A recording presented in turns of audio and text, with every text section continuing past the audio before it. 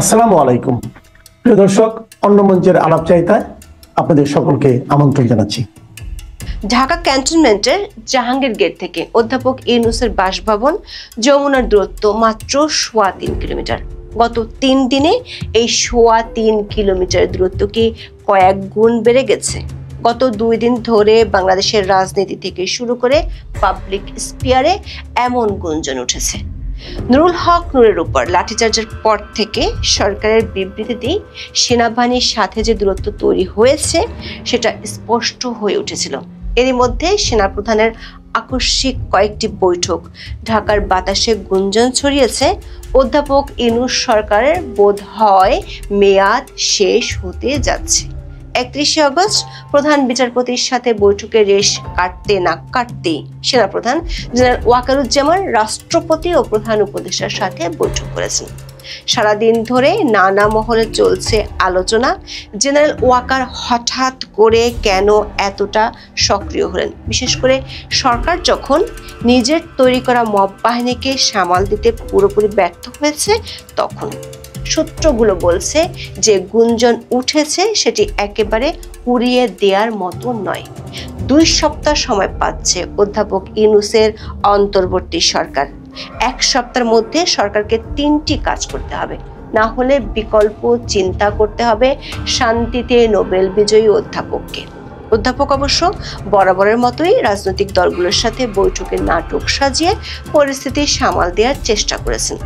অন্যদিকে সেনা দপ্তরকে খুশি করতে কাজও শুরু করে দিয়েছেন। অনেকদিন আটকে রাখার পর জেনারেল ওয়াকারের পছন্দ মতো রদবদল ও পদোন্নতিতে শেষ পর্যন্ত সায় দিয়েছেন অধ্যাপক। ৩১ আগস্ট প্রথমে মিত্রদের সাথে বৈঠক, তারপর ঘনিষ্ঠ উপদেষ্টাদের সাথে বৈঠক করে আপাতত পতন ঠেকাতে সেনা সদরের সাথে দূরত্ব কমানোর সিদ্ধান্ত নিয়েছেন অধ্যাপক ইউনূস। বিস্তারিত জানতে চলুন যাওয়া যাক বিশ্লেষণে।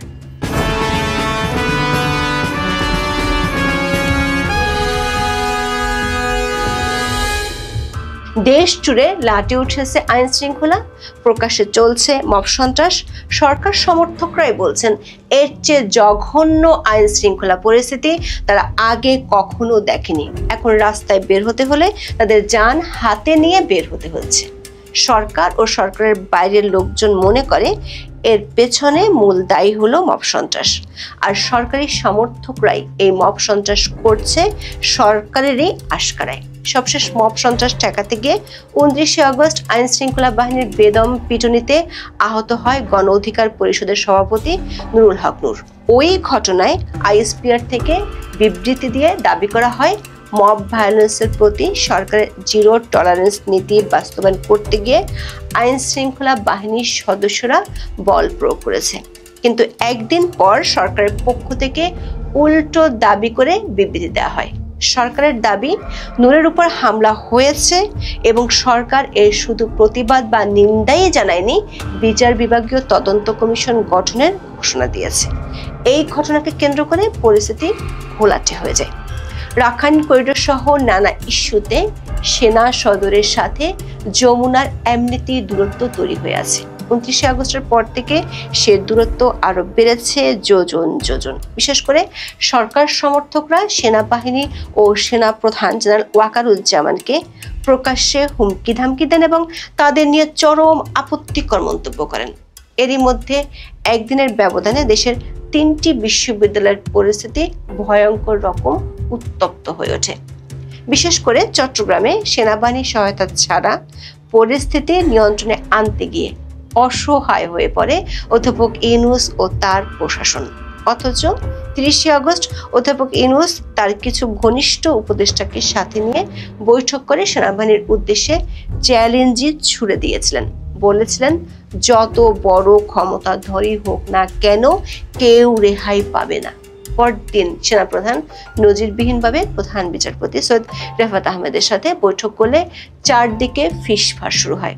বিশেষ করে যখন চট্টগ্রাম, রাজশাহী ও কৃষি বিশ্ববিদ্যালয়ের পরিস্থিতি মারাত্মক রকমের উত্তাল, তখন সেনাপ্রধান বৈঠক করছিলেন প্রধান বিচারপতির সাথে। এই বৈঠকের খবর গণমাধ্যমে প্রকাশিত হলেও সেনা দপ্তর থেকে সে খবর অস্বীকার করা হয়নি। সরকারের বিবৃতির ভাষা যে পছন্দ হয়নি সে বার্তাও সেনা দপ্তর থেকে যমুনায় পাঠানো হয়। অধ্যাপক ইউনূস ও তার মিত্ররা বুঝতে পারে পরিস্থিতি আওতার বাইরে চলে যাচ্ছে। সামাল দিতে সেই পুরনো আয়োজন, দুই মিত্র আর বিএনপির সাথে বৈঠক। দুই মিত্রকে অধ্যাপক ইউনূস জানিয়েও দিয়েছেন তার সরকারের মেয়াদ ফুরিয়ে আসছে প্রায়। জাতীয় পার্টিকে নিষিদ্ধের নাটকটা পুরোটাই বুমেরাং হয়ে গেছে। তিন রাজনৈতিক দলের সাথে বৈঠক শেষে অধ্যাপক ইউনূস তার ঘনিষ্ঠ কয়েকজন উপদেষ্টার সাথে বৈঠক করেন। এরপর যোগাযোগ করা হয় সেনা সদরে। 1 সেপ্টেম্বর সেনা প্রধান জেনারেল ওয়াকারুজ্জামান বেলা 11টার পর যমুনায় গিয়ে অধ্যাপক ইউনূসের সাথে সাক্ষাৎ করেন।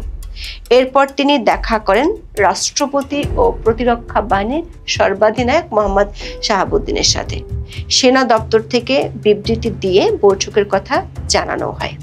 এমন খবরে একদিন আগে চাওয়ার হওয়া ফিসফাস আরও বাড়তে থাকে। সূত্রগুলো বলছে সেনাবাহিনীর পক্ষ থেকে মব সন্ত্রাস আর আইন শৃঙ্খলা পরিস্থিতির চরম অবনতির চিত্র সরকার প্রধানের কাছে তুলে ধরা হয়েছে। মানবাধিকার সংগঠন মানবাধিকার সংস্কৃতি ফাউন্ডেশন বা MSF এর প্রতিবেদনে বলা হয়েছে গেল জুলাইয়ের চেয়ে আগস্টে আইন শৃঙ্খলা পরিস্থিতির অনেক অবনতি হয়েছে।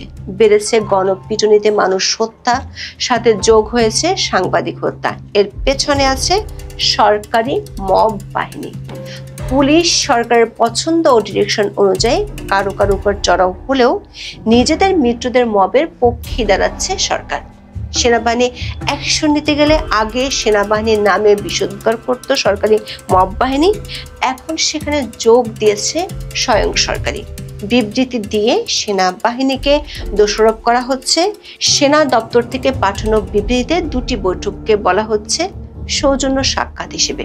দাবি করা হয়েছে জেনারেল ওয়াকার 21 থেকে 28 আগস্ট পর্যন্ত চীন সফর করছিলেন। সেই সফর সম্পর্কে রাষ্ট্রপতি এবং প্রধান উপদেষ্টাকে অবহিত করতে তিনি যমুনা ও বঙ্গভবনে গিয়েছিলেন। তেমন হলে বৈঠকটি পূর্ব নির্ধারিত থাকার কথা ছিল, কিন্তু দুই দপ্তরের সূত্রগুলো বলছে সেনাপ্রধান গত 2 দিনে যে 3টি বৈঠক করেছেন তার কোনোটি পূর্ব নির্ধারিত ছিল না। অধ্যাপক ইউনূসের সাথে বৈঠকের আগের দিন সেনাপ্রধান তার দপ্তরে বাহিনীর জেনারেলদের সাথে বৈঠক করেছিলেন। দেশের আইন শৃঙ্খলা পরিস্থিতি, মব সন্ত্রাস, সরকারি মিত্রদের রাজনীতির নামে নানা নাটক, এসব নিয়ে দেশের মানুষের মতো সেনা সদরও বিরক্ত। অধ্যাপক ইউনূসকে সে বার্তা দেওয়া হয়েছে পরিস্থিতি ঠিক করতে 2 সপ্তাহ সময় পাবে অধ্যাপক ইউনূসের সরকার। এর মধ্যে 3টি কাজ করতে হবে। 1, মবের পক্ষে জয়গান না গিয়ে মব ভায়োলেন্সে জড়িতদের বিরুদ্ধে ব্যবস্থা নিতে হবে এবং মবের হাতে লাঞ্ছিত হয়ে যারা গ্রেপ্তার হয়েছেন তাদের মুক্তি দিতে হবে। দর্শক, সবশেষ গত 28 আগস্ট মঞ্চ 71 অনুষ্ঠানে মব সন্ত্রাস যারা চালিয়েছিল তাদেরকে গ্রেপ্তার না করে সরকার গ্রেপ্তার করে জেলে পাঠিয়েছে মুক্তিযোদ্ধা, শিক্ষক ও সাংবাদিকদেরকে। দেশের আইন শৃঙ্খলা পরিস্থিতি নিয়ন্ত্রণে আনার জন্য সেনাবাহিনী যে জিরো টলারেন্স নীতির কথা বলেছে সেটাতেই সরকারকে সায় দিতে হবে। 2 নম্বর কাজটি হলো সেনা সদরের কাজে সরকার ও সরকারের কোনো উপদেষ্টা হস্তক্ষেপ করতে পারবে না। অনেকদিন ধরে আটকে ছিল সেনাবাহিনীতে পদোন্নতি ও বদলি। জেনারেল ওয়াকারের বৈঠকের পরই সে জট খুলে যায়। 1 সেপ্টেম্বর বাংলাদেশ সেনাবাহিনীর কয়েকটি গুরুত্বপূর্ণ পদে রদবদল হয়েছে। 2 জন কর্মকর্তাকে মেজর জেনারেল পদে পদোন্নতি দেওয়া হয়েছে। সেনাবাহিনীর জন্য অত্যন্ত গুরুত্বপূর্ণ কমান্ডিং এরিয়া হিসেবে পরিচিত সাভারের এরিয়া কমান্ডার করা হয়েছে মেজর জেনারেল আসাদুল হককে।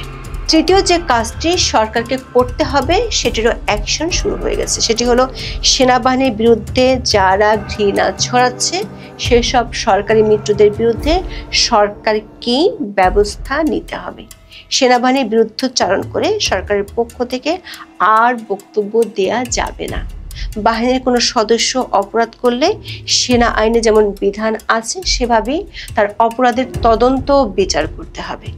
দর্শক, প্রধান উপদেষ্টার সঙ্গে সেনা প্রধানের বৈঠক নিয়ে সরকারের ভাষ্য এবং আইএসপিআর যে আলাদা বিবৃতি দিয়েছে সে দুটো বিবৃতি একটু ক্রিটিক্যালি দেখলে 3টি শর্তের কথা আঁচ করা যাবে, পাওয়া যাবে সরকারের অবস্থান থেকে সরে আসার ইঙ্গিত। নূরের উপর লাঠিচার্জের ঘটনা নিয়ে 2 দিন আগে প্রধান উপদেষ্টার দপ্তর ক্ষোভ ঝেড়েছিল সেনাবাহিনীর উপর, কিন্তু 1 সেপ্টেম্বরের বিবৃতিতে এর কোনো ছোঁয়াই পাওয়া যায়নি, বরং সেনাবাহিনীর ভূমিকা নিয়ে রীতিমতো উচ্ছ্বসিত ডক্টর মোহাম্মদ ইউনূস। প্রধান উপদেষ্টার কার্যালয়ের বিবৃতিতে বলা হয়, বৈঠকে প্রধান উপদেষ্টা বর্তমান পরিস্থিতিতে বেসামরিক প্রশাসনকে সহায়তায় সেনাবাহিনীর ভূমিকা নিয়ে আলোচনা করেন। তিনি আইন শৃঙ্খলা রক্ষায় সেনাবাহিনীর ধারাবাহিক অবদানের জন্য কৃতজ্ঞতা জানান। অথচ 2 দিন আগে মব সন্ত্রাসীদের উপর বল প্রয়োগের কথা বলেছিল সেনাবাহিনী, আর সরকার বিবৃতি দিয়ে ওই বল প্রয়োগকে বলেছিল গণতান্ত্রিক আন্দোলনের স্পিরিটের উপর আঘাত। 2 দিন আগে ছিল যেটা প্রচ্ছন্ন হুমকি, সেটি এখন হয়ে গেল কৃতজ্ঞতা। প্রধান উপদেষ্টার কার্যালয়ের বিবৃতিতে কিছু বিস্ময়কর তথ্য রয়েছে। এতে বলা হয়, অন্তর্বর্তী সরকারকে পূর্ণ সহযোগিতা করবেন বলে প্রধান উপদেষ্টাকে আশ্বস্ত করেন জেনারেল ওয়াকারুজ্জামান। তিনি প্রধান উপদেষ্টাকে চারদিকে ছড়ানো গুজবে কান না দেওয়ার অনুরোধ জানান। প্রশ্ন হলো, সেই গুজবটি কি? আবার বিবৃতির এই ভাষা থেকে বোঝা যায় প্রধান উপদেষ্টা নিজেও গুজব নিয়ে অস্বস্তিতে ভুগছেন আর তাকে আশ্বস্ত করছেন সেনাপ্রধান।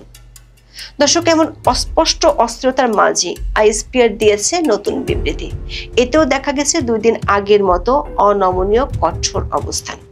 রাষ্ট্রপতি এবং প্রধান উপদেষ্টার সঙ্গে বৈঠকের তথ্য দিয়ে বলা হয়, সেনাবাহিনী প্রধান আশ্বস্ত করেন দেশের আইন শৃঙ্খলা পরিস্থিতির উন্নয়ন ও জনগণের নিরাপত্তা নিশ্চিত করতে বাংলাদেশ সেনাবাহিনী সর্বাত্মক সহযোগিতা অব্যাহত রাখবে। অর্থাৎ মবের সন্ত্রাস ঠেকানোর দায়িত্ব থেকে পিছু হটবে না সেনাবাহিনী। সূত্রগুলো বলছে, মব নিয়ে বিদেশি চাপও বাড়ছে। মার্কিন চার্জ দ্য অ্যাফেয়ার্স বৈঠক করেছেন প্রধান নির্বাচন কমিশনার নাসির উদ্দিনের সাথে। সিএসি নিজে জানিয়েছেন, মার্কিন ভারপ্রাপ্ত রাষ্ট্রদূত মব সন্ত্রাস নিয়ে প্রশ্ন তুলেছেন। তবে সিএসি যে জবাব দিয়েছেন তাতে বোঝা যায় সরকার মব সন্ত্রাস ঠেকানোর ক্ষেত্রে আশা ছেড়ে দিয়েছে।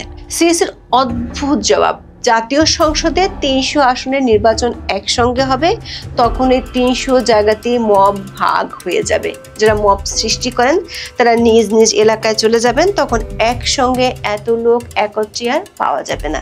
যারা